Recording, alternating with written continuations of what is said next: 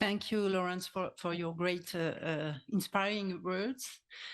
So before we move to the first substantial session, I would like to give the floor to Nelly Petkova for some organizational points. Nelly, please. Thank you, Mathilde. Thank you, Lawrence. Good morning, everybody. I'm happy, as Lawrence was saying, that after all these years, we can finally meet and get together and with those that I've known for many years, but also meet new colleagues from the countries, from different institutions, and put now the names to the faces with many of you that I've been communicating these last several months. With this, I just want to make a few small announcements related to logistics and organization. As Christoph mentioned, you know how to deal with the language channels to switch across these channels. Also, if somebody is missing their headphones for the interpreters, please, we have more of those outside at the registration desk. Go and help yourself. In terms of lunch and cocktail, we will have the lunch at a restaurant which is called Lo Magellan. It's in front of the breakfast room where you may have had your breakfast on the first floor. While the cocktail will be out here where we will be having the coffee breaks as well. If you need to connect to the internet, as you may have already found out. The connection and the password you can find outside at the registration desk as well. But here on these columns, you can see the information on this paper, and you can easily connect. I think this is what I had on my list as logistics, and with this, I think maybe we can continue for the yes. Thank you. Okay, so we're almost on time. It's perfect. So we are now opening the session 2, which will discuss the investment needs of your countries and how to transition to a green and net zero economies, as well as the efforts of your governments to prepare long-term strategic and short-term action plans to finance the transition. As we have already said, achieving net zero is a tremendous challenge, and it will require not only significant financial resources, but also realistic planning efforts. While countries in the region have made significant progress in preparing NDCs and low carbon emission strategies, not many have done detailed estimates of the necessary investments needs or know exactly how they will pay for them. And I would say it's not only in the region, I mean, in many other countries, it's exactly the same situation. We want to hear from the governments, so from you, about your needs to finance your NDCs and other strategies, what instruments are proven and really at hand, and how your ministries can now, which are the right ones for their political, economic, and environmental conditions. So we'll have 4 interventions, 2 from speakers in the room and 2 from speakers in the Zoom or in the Teams. And after all these interventions, we'll open for a Q&A session. After each intervention, I will just give a few minutes for any question of clarification on the presentations. But if you have more generic interventions or comments to do, please keep them for the general Q&A at the end after the 4 speakers. Just as a reminder, the documents supporting the presentation that Nelly Petkova will give to us now are all listed at the end of the agenda, at the end of the session in the agenda. So Nelly, she's a policy, how do we say that? Analyst. A policy analyst in the Secretariat. She will introduce some of the major findings of our work on green investments and finance in the region. And she will underline emerging trends and instruments in financing the net zero transition. So this presentation will really lay the basis for our whole discussion today and tomorrow. So Nelly, you have the floor.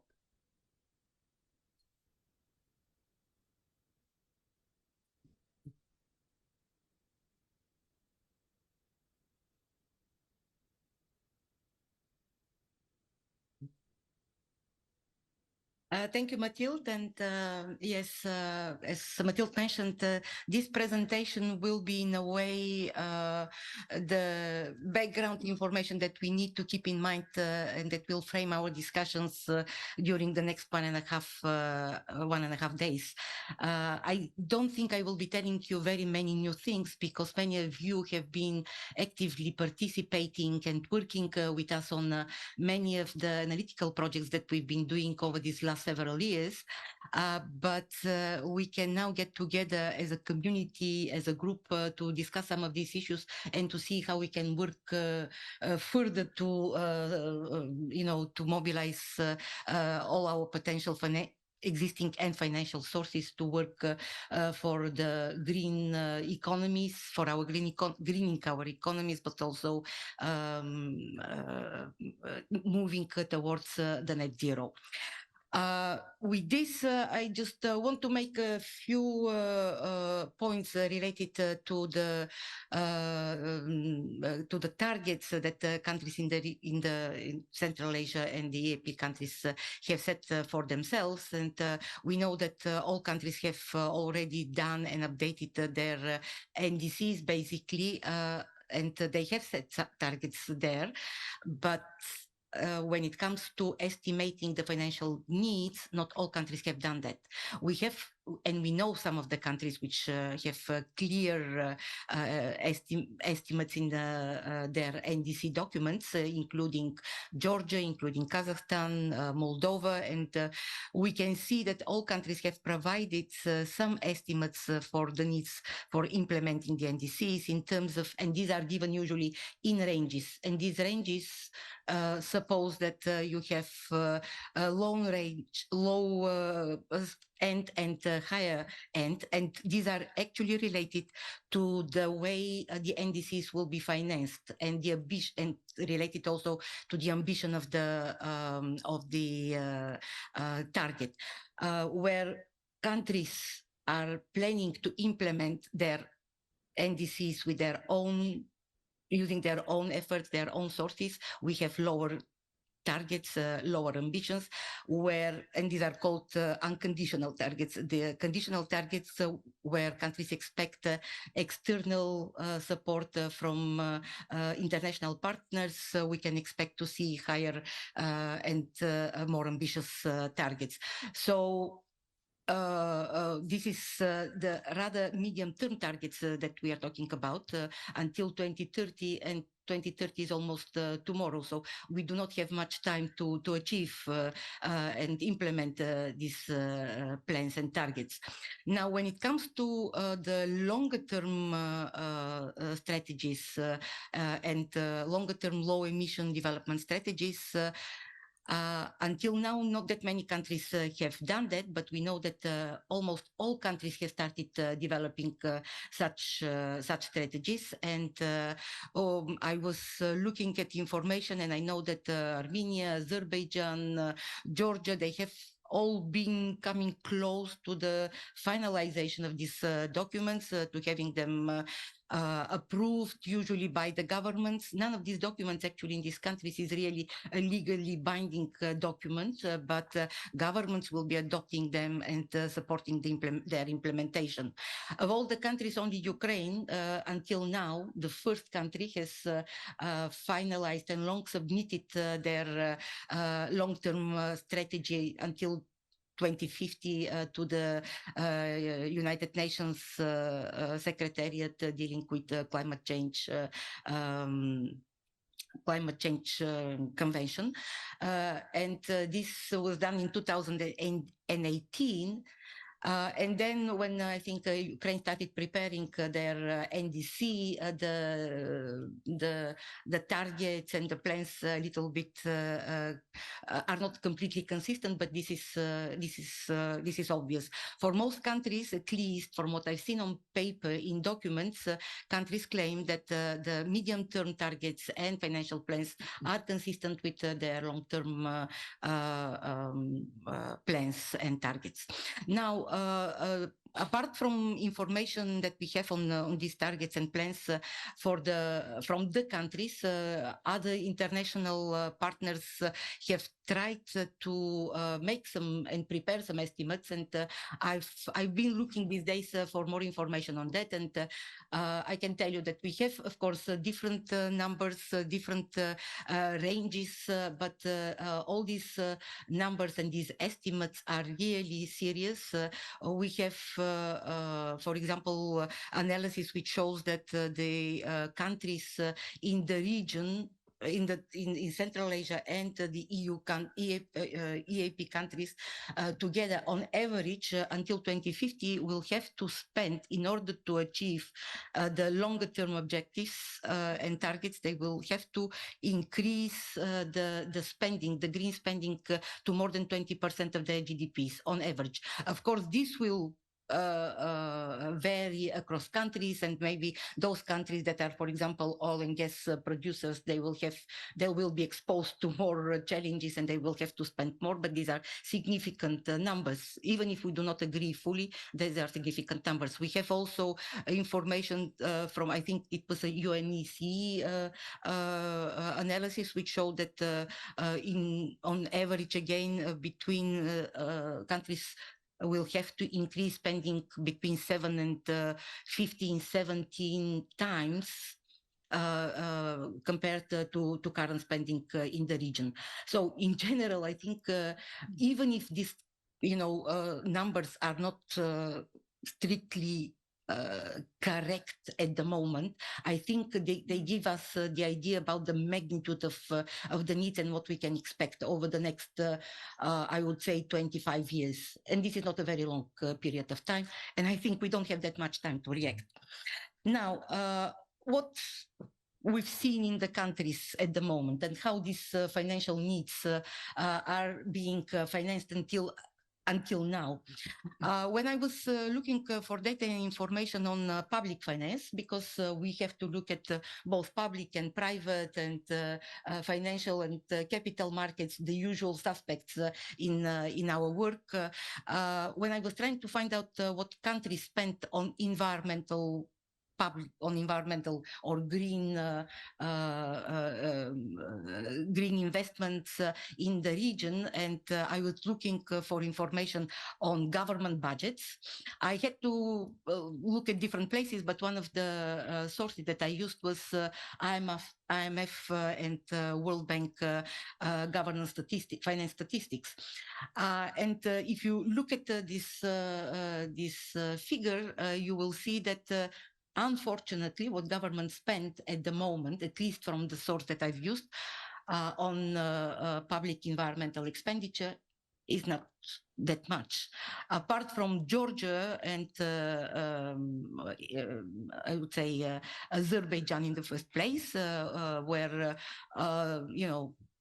they come a little bit between 0.5 and 0.7 of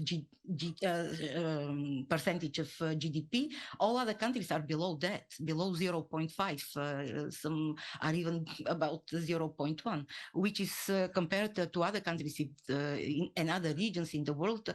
We can see countries spending more than 1.5, 2%. So in comparative terms, the public sector in our countries is not doing that good.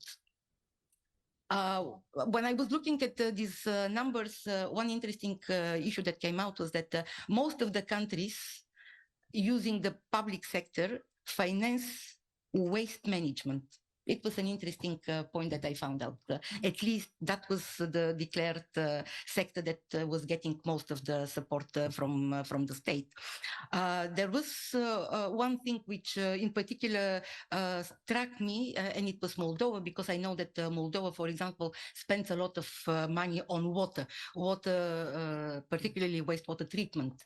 And there was almost no information in the IMF database that the government is supporting water in the country. So I had to go to other sources like the National Environmental Fund of Moldova, which is a public institution that manages government resources for the environment. And if you look at this graph, you can see that indeed the National Environmental Fund is the governance institutions that is channeling the resources to the water sector in Moldova. Maybe interesting to look for Moldovan colleagues why this information is not in the IMF database, for example. But talking about the environmental funds and why I mentioned the Moldovan Environmental Fund, it's because it's one of the funds in the region that is really probably doing best, and it's one of the most performing funds, both in administrative capacity, but also in terms of resources that are channeled through this fund, and most importantly, projects that have been financed. And when we discuss these issues tomorrow, we will see that for many of you, it's a well-known fact, we've been working on strengthening public environmental expenditure management over the years, and we've been observing the evolution of the sector. And many years ago, environmental funds were basically the only source of financing in the region. Nothing else existed. Now these funds have been evolving over the years, over the last 30 years almost, and we've seen that many were reformed, many were also closed because they were extra budgetary funds and they were in a way undermining the public finance system. But in the recent years, I would say 10 years, we've seen the emergence of completely new animals, public finance institutions which are different, and we will hear about them, like the fund in Georgia, the Georgian Energy Development Fund, or the newly, very recently established decarbonization fund in Ukraine. And we will have a discussion about these institutions over the next few days. We also looked these last several years on what the public sector spends, and particularly related to to the COVID period and the recovery packages that governments put in place.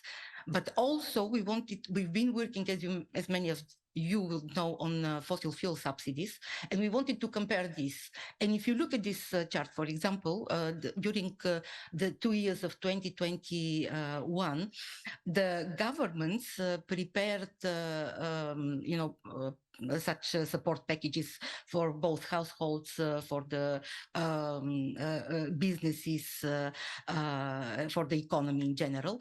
And altogether, out of the 5 billion for the whole region, and I have to specify it's for the EaP countries in particular, we see that the share that went to green investments as part of this recovery and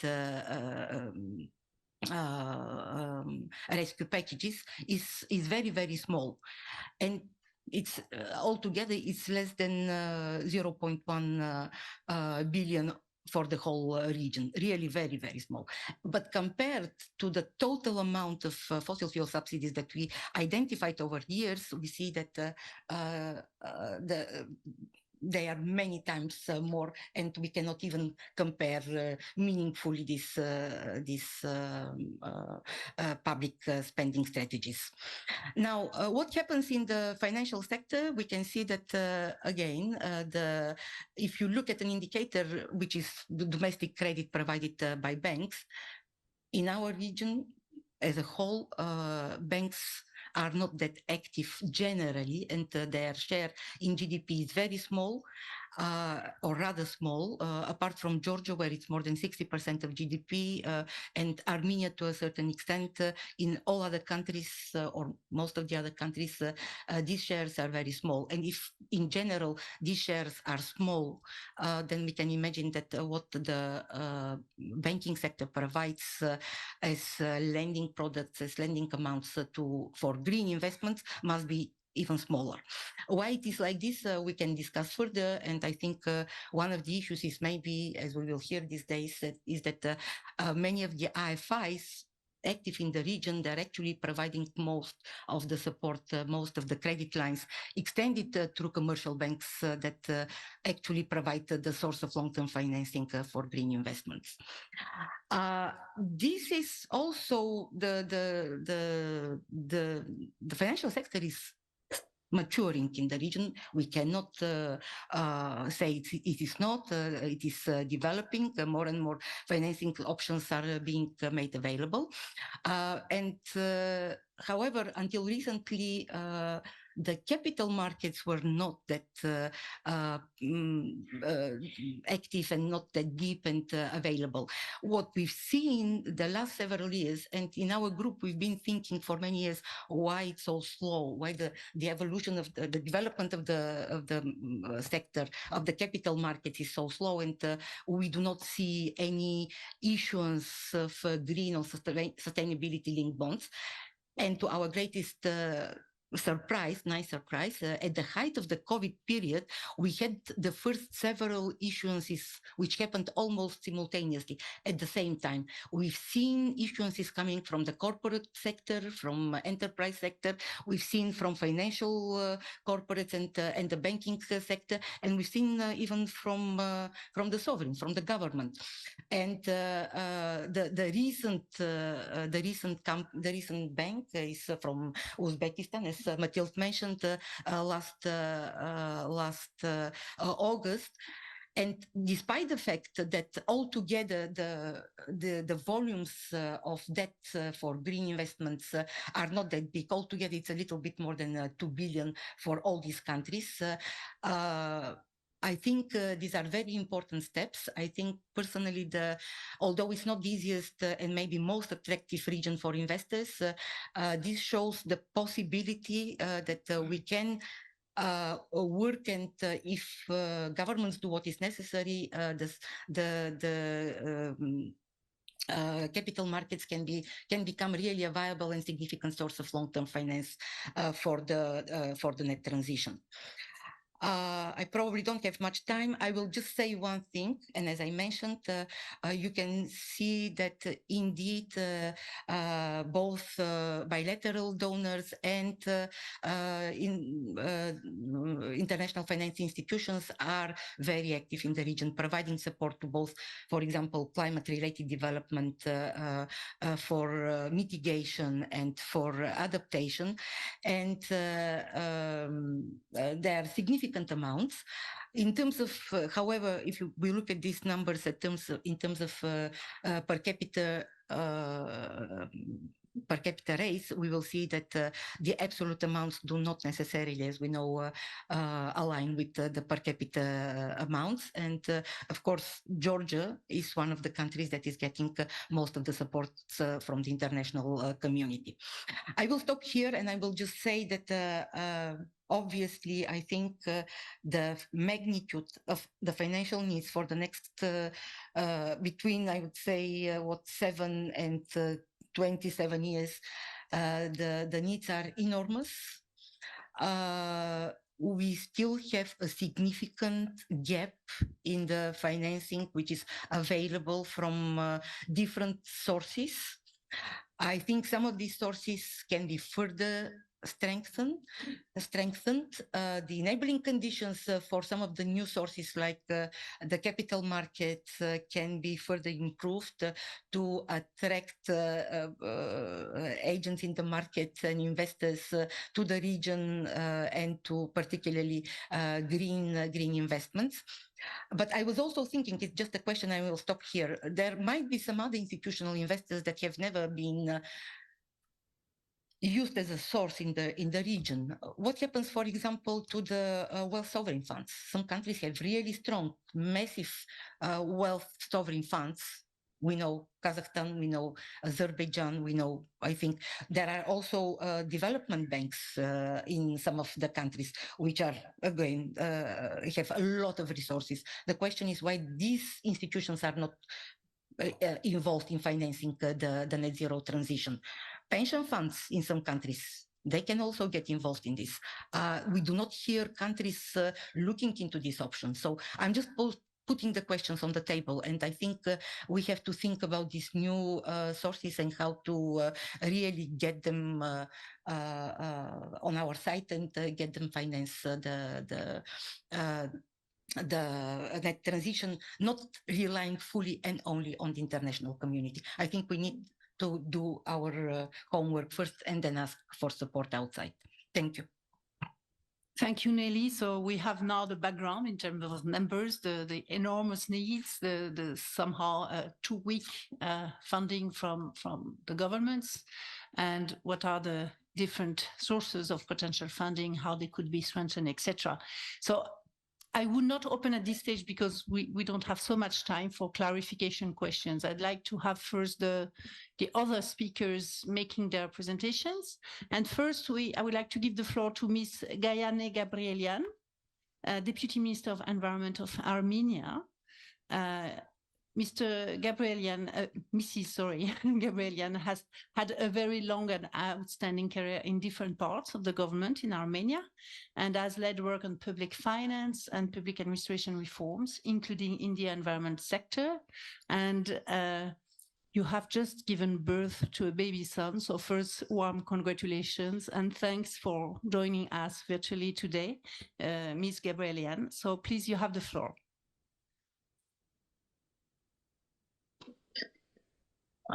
Thank you very much. First of all, let me just say that I'm very happy to see time to time cameras look for my old friends, Mr. Christoph, Nelly, and Lawrence, Mrs.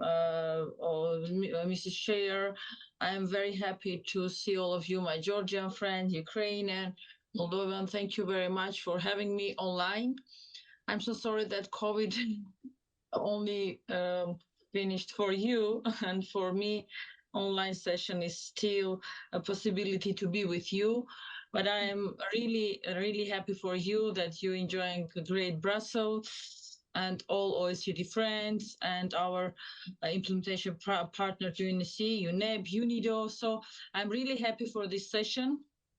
And as you know, for me, as the one who representing not only the Minister of Environment, but also the economy part of that, the finance is the most important part. So today's and tomorrow's session is really important for me as a person and for me as a representative of government and for me as a representative of environmental financing part, because it was so many times that I have mentioned in my intervention that finance, economy, and environment is a new triangle of 21st century and something that we almost need to be like take care of.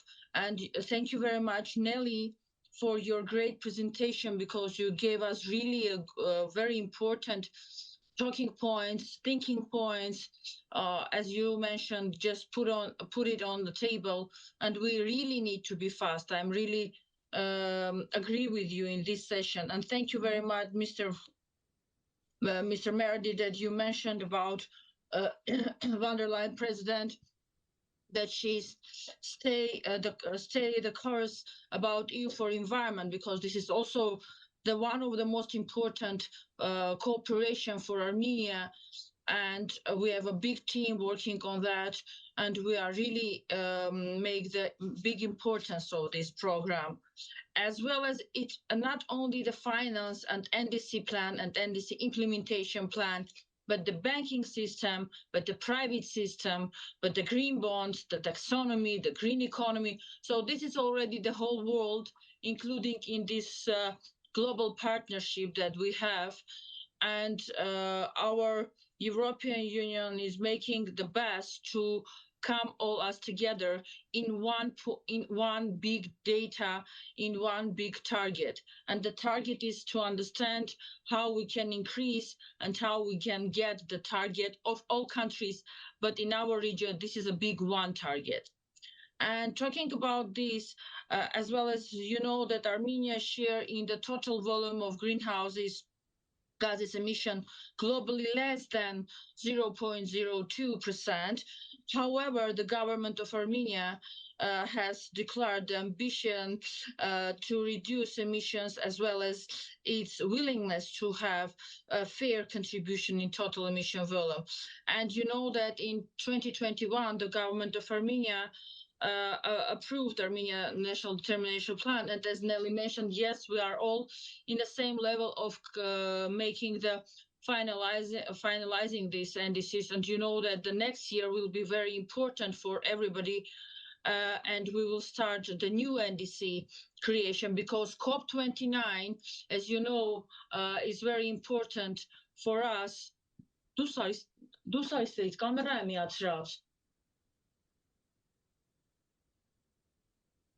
I'm so sorry for technical issues. And the COP29 will be the most important for everybody, because it will be the financial COP. And the COP28 that we are looking forward is about the NDCs. So this is very timely that we are talking about this. And again, we need to be fast to understand what we can do more. So the following documents supported identical NDC-related infrastructure needs and how to plan their financing are developed and now are under discussion. The implementation plan for NDC of Republic of Armenia 2130, a strategy for financing implementation NDC of 21 and 30, and investment plan for implementation. But I just want to mention that we have already discussed one, the long-term strategy 2015 under all government. It is already the final step of approving by government. So I really hope that this month or the next month we will also adopt it, and we'll be able to move forward. But the reason is that we are in a process is not mean that we are do nothing. So we move forward through that strategies, we move for strategies drafts, we move slowly, but through that NDC implementation plan. But it's very important that government will adopt this soon. However, mentioned in the strategy for financing the implementation of NDCs, there is a significant gap in terms of platforms, mechanism, capacity to mobilize and leverage the scale of climate finance. You know that the climate finance is a very important topic for Armenia, and Minister of Environment with Minister of Finance and IMF and ADB Bank has a review about the climate fiscal risk assessment, and we are now moving forward, as Nelly mentioned in her slide, about water and climate, and now we are looking for water fiscal risk assessment too, just to understand what we will have about our GDP, just to understand what we will have about our fiscal risk assessment, about green bonds, and what we can do more to increase these financial tools. So additionally, there is a lack of mechanism for more effective use of climate finance. Scaling up international climate finance requires innovation tools. Climate finance is implemented from public funds, international climate funds, and you have already mentioned, and we very often talk about that we must mobilize private sector, because all public funds together and government budgets and all support is not enough to get the target. So private sector is the key to achieve to all our goals in the time that we have. Climate finance is implementing in 2017 and 2019 public climate expenditure in Armenia showed a downward trend, both in absolute term and as share of total external earmarked loans and grants, about decreasing from 4% to 2.2%. So external earmarked loans and grants accounted for roughly half of the sources of finance for public climate spending. In external funding sources, earmarked loans significantly member earmarked grants by ratio of approximately 10:1. And climate spending finance from these sources has declined year on year, both in absolute terms and as a share of total climate spending, falling from 57.2%, this is in 2017, to 45.2%, this is in 2019.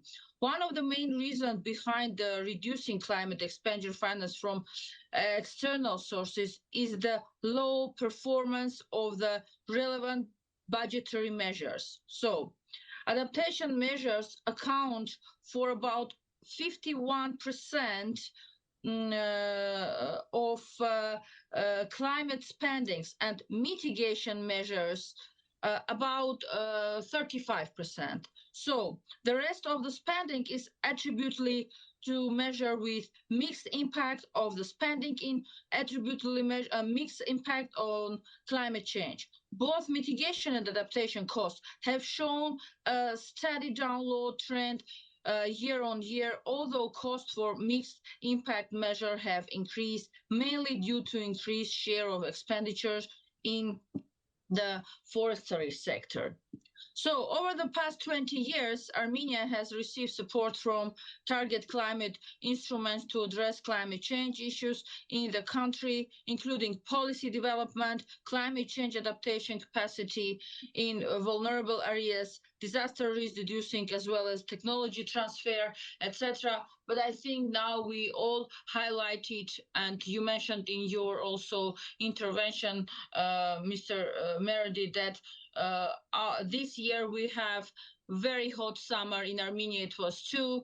So we also need to increase our early warning system, because we all are waiting floods and many not expected natural things. So early warning system is one of the most important key to understand and to be able to make insurances, banking system increasing, government support to agriculture, water system, etc. So I think all these are already in one system, and we can't talk about just one part of that.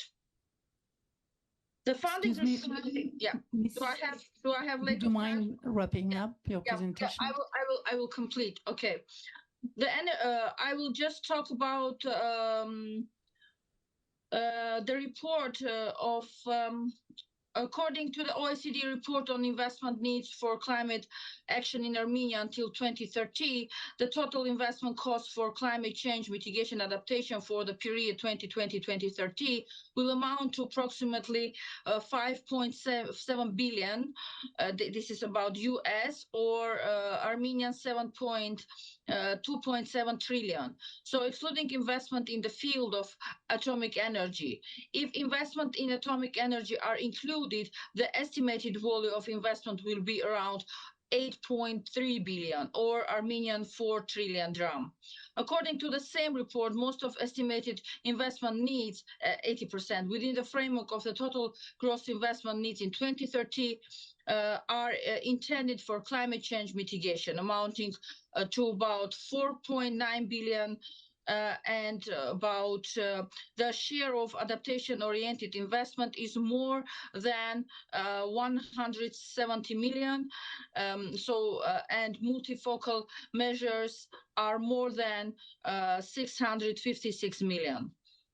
The energy sector, transport, and waste management are classified as areas for mitigation measures. I just briefly said that the mitigation, the above risk, government will initiate the following actions. So develop a green taxonomy, developing sustainable accountability initiative to build capacity, attract institutional investors to the green bond market, monitoring and analysis of the Armenian markets. And you know that we are now ongoing on the process of understanding the green procurement and green sustainable procurement and the market readiness for green procurement. In order to develop the green credit market, the government will support to implement the following measures: developing principle for green loans, incorporate significant design climate change measures into the green lending processes, including climate change indicator in reporting, support awareness raising and available green finance, and debt for climate swap. You know that the Prime Minister of Armenia talked about debt for climate in 2019 in UN General Assembly, and our president with President Macron, we're talking about this in COP27 in Sharm el-Sheikh, and we are moving forward this very important agenda and thinking that this is also one of the key tools to understand how to increase the investment through climate change. So thank you very much. I will repeat that I'm so sorry that I'm not with you, but wishing you a good time. I will be online and my colleagues will be online with you this 2-day session. Hope you enjoy the Brussels and hope to see everybody in Armenia, in Yerevan. So thank you very much. Wish you a good session. Thank you, Ms. Gabrielian. Thank you very much. Now we will go directly to the other presentations because we don't have so much time left. So maybe I will ask the two presenters, please keep your time if possible. So the next speaker is Ms. Maya Javakishvili from Georgia, Deputy Head of Environment and Climate Change Department from the Ministry of Environmental Protection and Agriculture. You will speak about the experience of Georgia's government in developing the NDCs, an NDC financing strategy, and also designing a plan to finance NDC-related investments. So, Ms. Zavakishvili, you have the floor, please. Thank you. Good morning, dear colleagues, ladies and gentlemen. First of all, I would like to thank European Union and government of Germany for organizing this very important session, today's meeting. Thank you, Ms. Nelly, for your very interesting presentation. Yes, Georgia is a party to the, and also thank you for giving me the opportunity to share Georgia's experience related to NDC-related policy, investment needs and plans also. Yes, Georgia is a party to the Paris Agreement, approved its nationally determined contribution in 2021 and unconditionally committed to limit its domestic greenhouse gas emissions to 35% below 1990 level by 2030. Georgia is also committed to a 50 to 57% by 2030 in case of international support. But it should be mentioned that we are now next year we will start updating our new NDC with reflecting the new targets, which will be 47% conditional commitments by 2030. Yes, and following the NDC document and for effective implementation, this document, government of Georgia prepared and approved the climate action plan, strategy and action plan, strategy for 2030 and action plan for 3 years period from 2021 to 2030. Now we are updating also this document for 2024 and 2025 years, and then we will prepare new document according to new more ambitious targets and plans also. And I would like to mention that government of Georgia this year, April 27, adopted the long-term low emission development strategy. Unfortunately, it was not mentioned Yes, in your presentation, ASLTLETS is a framework document defining Georgia's long-term vision of low-emission development by mid-century. It shapes and formulates a greenhouse gas emissions reduction vision and principles for the carbon-neutral development of the country. In line with the LTLETS, Georgia aims to become a carbon-neutral by mid-century. It plans to implement robust climate measures and rapid and fundamental technological changes by 2050 to achieve carbon neutrality. It's not easy, we know, but it's our target. Yes, I would like to highlight also one document. Georgia is also working on the Integrated National Energy and Climate Plan, NECP, which will be soon finalized and adopted by the government of Georgia. And regarding the legislation, the government of Georgia Parliament of Georgia, in cooperation with the ministry, initiated the new climate law, and now we are working on this concept paper, and law will create a legal basis for regulating the key aspect related to climate change. Now it's ongoing process. It was related climate NDC-related policy plans Georgia, and now I will move to the gaps and investment plans. Also, climate change mitigation measures in Georgia, as defined in our climate action plan, are implemented through and with the help of various institutions across different sectors. And implementing these measures is primarily funded by the existing state budget, reviewed and drafted annually by the Ministry of Finance of Georgia, as well as the private sector, also with their own funds, including investments. A significant role in financing climate action in Georgia has donors and projects sourced from international funds. We have many projects. It was already highlighted at your slides also. We have a very large portfolio of donor-funded projects focusing on renewable energy, low-emission transport, energy-efficient buildings, industries, forestry, land use as emissions reduction priorities for the country. And I would like once again to thank European Union and other international organizations to continued support to my country. And international support is very important for us. It is also worth mentioning that currently Georgia is working on climate tagging of the state budget to tag public expenditures with mitigation and adaptation potential involving the line ministries and their sub-agencies as well. Climate-paired budget tagging will contribute to mobilizing funds for fulfilling of identified financial gaps and needs necessary to achieve the national climate goals and our commitments. Besides, Georgia recognizes that through the international carbon market mechanisms, for example, through the use of mechanisms established by the Article 6 of the Paris Agreement, direct foreign investment could be channeled to support the implementation of climate change mitigation actions in Georgia.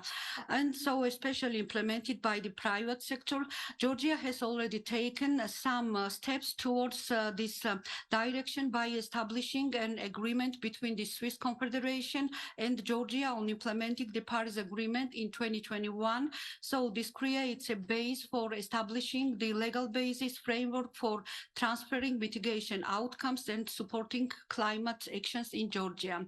So Georgia also signed a memorandum of understanding with the government of Japan to enhance bilateral cooperation in addressing climate change and establish a joint crediting mechanism, creating opportunities for Georgian companies to cooperate in volunteer cooperation in transferring mitigation outcomes with Japan.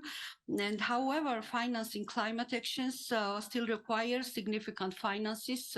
We all know the climate finance needs in Georgia include mobilizing local, national, and international financing, supporting climate mitigation, adaptation, and low carbon development, and developing funding policies and procedure that align with NDC's needs and fulfill the investments requirements to achieve its main objectives is crucial. Yes, this issue is significant because, like other developing countries, it requires developing, transferring, and implementing high-tech, modern, and resource-saving mitigation technologies. And we all know that this is very costs high capital costs and represent a considerable barrier to attracting funds and the development processes in general.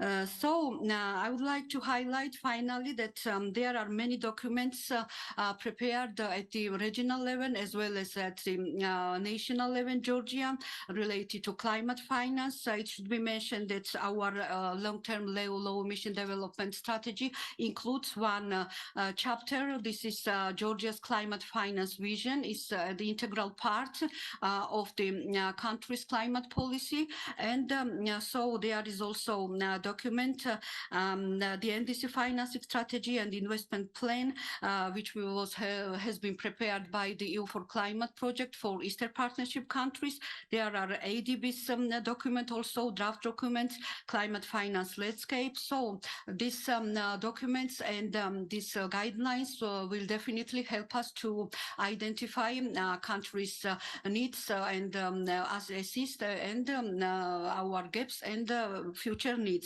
The ultimate goal of Georgia's climate finance needs is to ensure that sufficient climate finance will be assessed, mobilized, and scaled up for the implementation in countries and disease as well. So it was from my side. Thank you for your interest.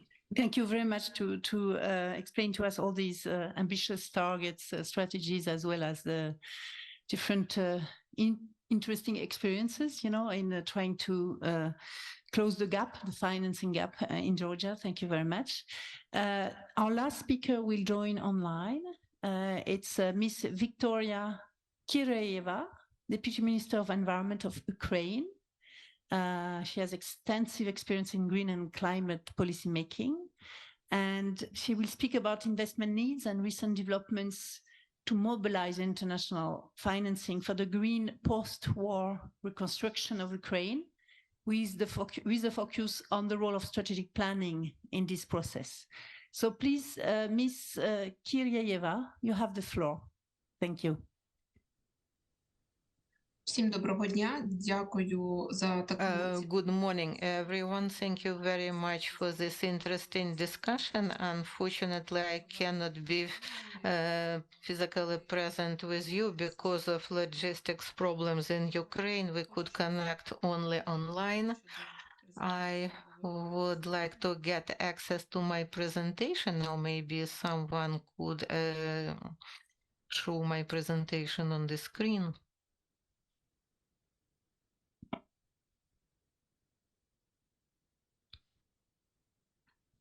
Я розумію, що Marie, can we have a presentation of Ukraine?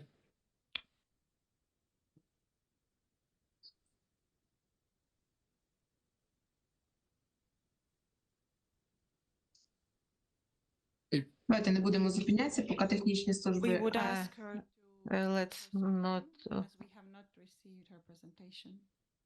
Please. It seems that we haven't received your presentation, so if you wish to share, but otherwise, please go ahead.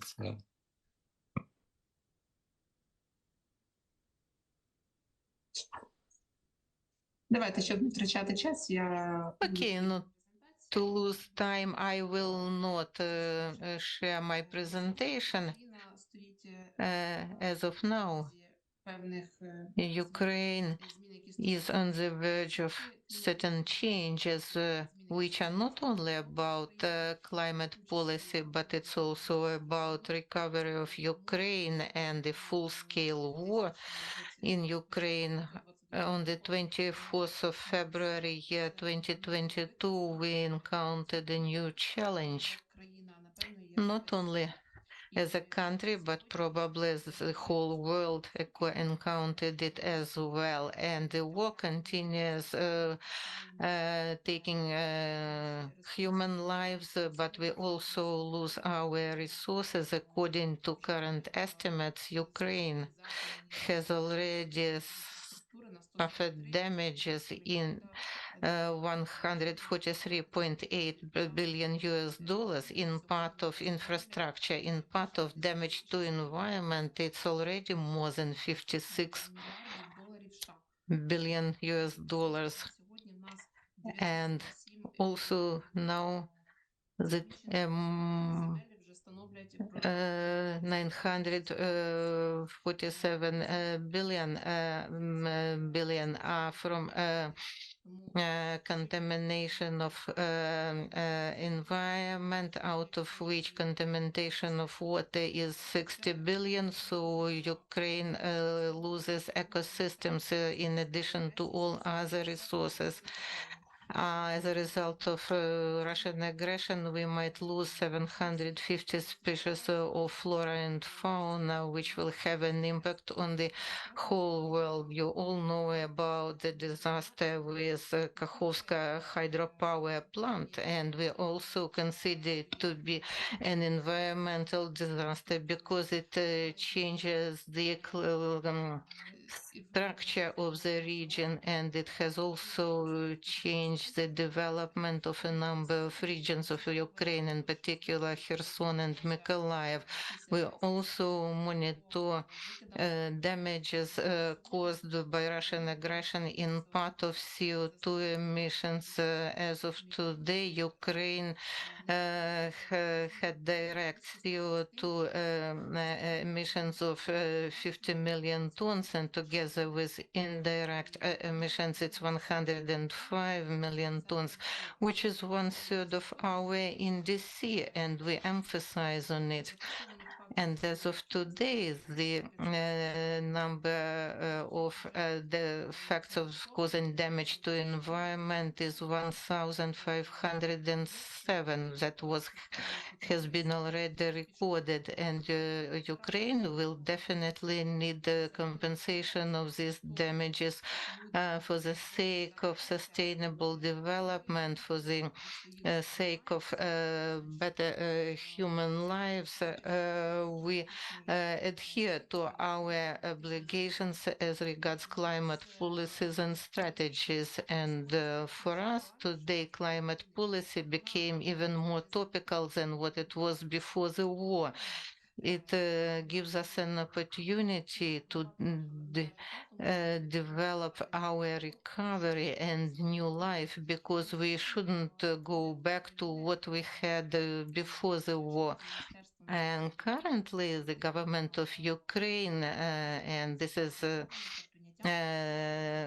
led by the Ministry of Environment, we work on climate development. It will include the climate action policies for green recovery in all national sectors of economy. We do our best to make sure that climate policy is cross-sectoral and is in line with climate goals and strategies.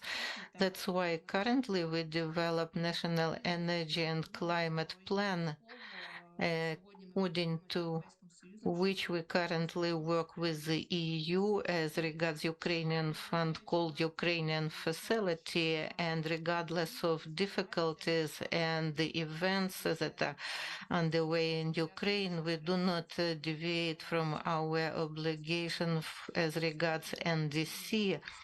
And at present, given the martial law and hostilities, we review our action plan, and it will be adopted taking account the current situation in Ukraine. We also start working on definition of new goals, which will be more consistent with the defined NDC. In May of 2023, we developed the plan of reduction of methane emissions by 30 emissions by 2030. We also work on COP's conference, where we want to integrate, consolidate all countries to show that the war has a severe impact not only on Ukraine, but also on environment all over the world, and on recognizing ecocide caused by Russia in Ukraine. As regards net zero goals, we will develop and adopt the rules of attaining them in our national policies. We create the architecture of climate governance. It's far from perfect. We currently review it and approximate it to European models. We started working on implementation of European integration law, on implementation of directives and regulations, in particular in a climate-related area, which is very topical for us. We would also like to implement the policies of planning, but also adaptation and monitoring the effectiveness of climate policies in Ukraine. And one of the components of framework law and our policy is the reform of environmental finance. It envisages creation of independent financial institutions with the status of separate legal entities for efficient financing of environmental action. This is about creating of environmental fund at the national level and same funds at the regional levels that will be able to use efficiency proceeds from environmental taxes and international financial support provided by partner countries. The funds will be created in accordance with the legal framework and will be controlled by the supervisory boards, which will include representatives of the government and the local governments. We want this fund to be transparent, independent, and aimed at recovery of Ukraine as a green country with climate positive projects. Ukraine is already actively recovering its infrastructure, and thanks to all our partners who support us, we are able to do that. And today our growth strategy is based on a number of principles. The number one is recovery at the expense of aggressor country. The second principle is sustainability, which is about recovering Ukrainian economy and new sustainable infrastructure and economic growth. That's about our reforms, implementation of EU legislation, investments, and attracting investments to Ukraine. All these principles have to be green and environmentally positive. Thank you for your attention. Thank you very much, Ms. Krajeva, to reminding us about the disastrous effects of the war, not only in terms of human suffering and in terms of economic destruction, but particularly in terms of sustainability.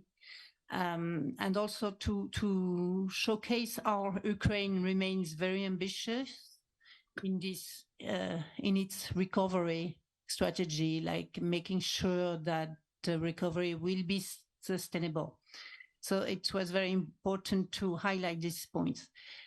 We are slightly late in our program, but yeah, I still want to open the floor to have 2 or 3 questions because we had very interesting presentations from both, of course, the setting by Nelly, but after the presentation from Armenia, Georgia, and Ukraine, we have seen that there are still a lot of financing gap, but a lot of ambition in terms of strategies, in terms of projects, interesting experiments, I would say, or new ways of trying to finance the ambition in terms of net zero transition. So I would like to open the floor for 2 or 3 questions or discussions or comments, reactions.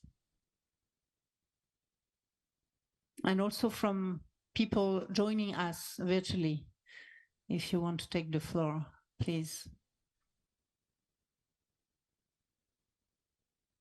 Everybody is too amazed by the presentations. Please. Yeah, thanks a lot for the presentations. And could I you would speak like to- closer to the mic? Yes, sure. Thank you. Hello to everyone. And my name is Radika Yordanova. I'm the Minister of Environment in the Republic of Moldova. I'm very glad to be here and to have the opportunity to discuss the important issue as a financing instruments and all the challenges which we have to bring the idea and to implement such ideas especially in our countries. So I'm glad that my colleagues had the opportunity to come with the presentations, and for sure during the event Moldova also come with different short interventions and presentations. Regarding the presentation which Nelly made in the beginning of these sessions, I would like to inform you that the data which you used, unfortunately, is the world data, is the data of 2021. We are very ambitious and we succeed to reorganize the Environmental National Fund. And also we succeed to bring different topics on the National Environmental Fund.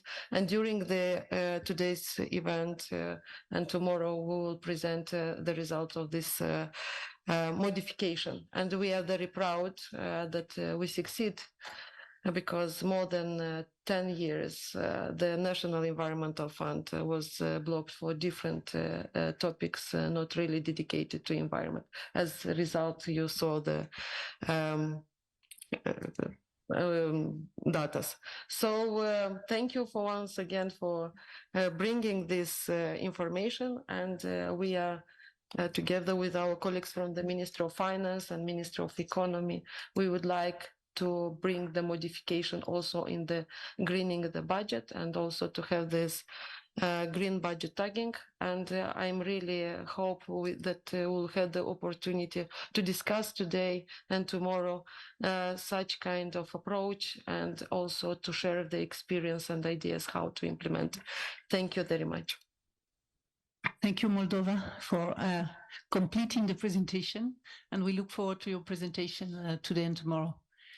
Are there any other questions or comments? Or may I?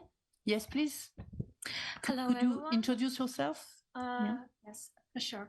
I'm Vera Poreva, and I'm here speaking from the behalf of NGO Podil Environmental Association, Ukraine.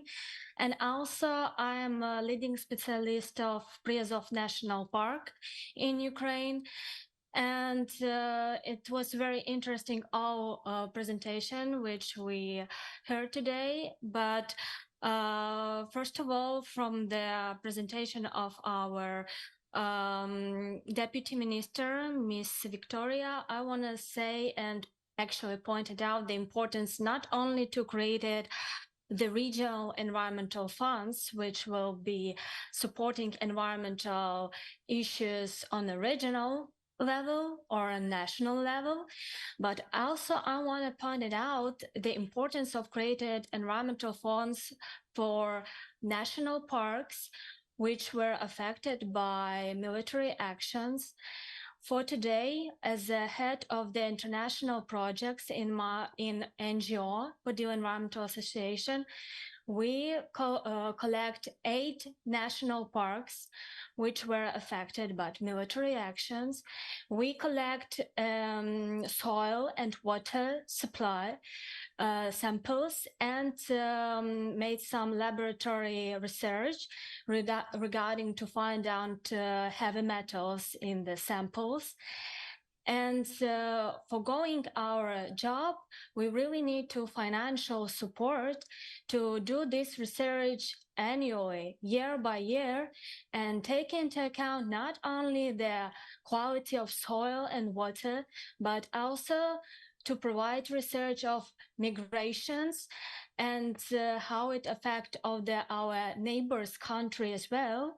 because as everyone knows, environmental policy and environmental problems doesn't have the borders. So to create at least an environmental fund which will support such national parks, that will be a very good idea. Thank you. Thank you for this good idea. Any other? I think there was a lady in the middle that wanted to take the floor. Is it still possible to ask Ms. Gabrielian from Armenia? Is she online? Are you still online, Gabriela? Gayane Gabrielian, sorry. But close. I'm not sure. Maybe she is not online, but if you want to pose your question, I think we can take it and we can direct it to her, and we'll try to find a way to get an answer for you. If it's an important question that you want to raise.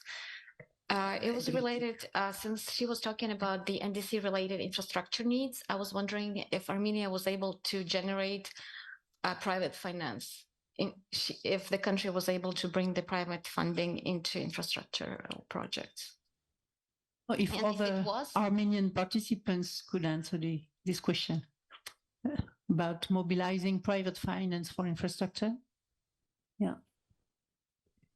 Hello, I'm Tigran Sekoyan, project coordinator. Sure, Armenia consider possible sources of financing for additional projects, including bilateral and multilateral international organizations, climate funds, power, private partnership, private sector, the state budget, green loans and green bonds, and other sources not prohibited by law.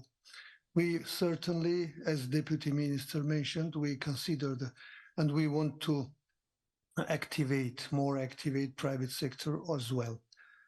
So we are now developing different strategies. We are now participating to many seminars considering NDC tracking.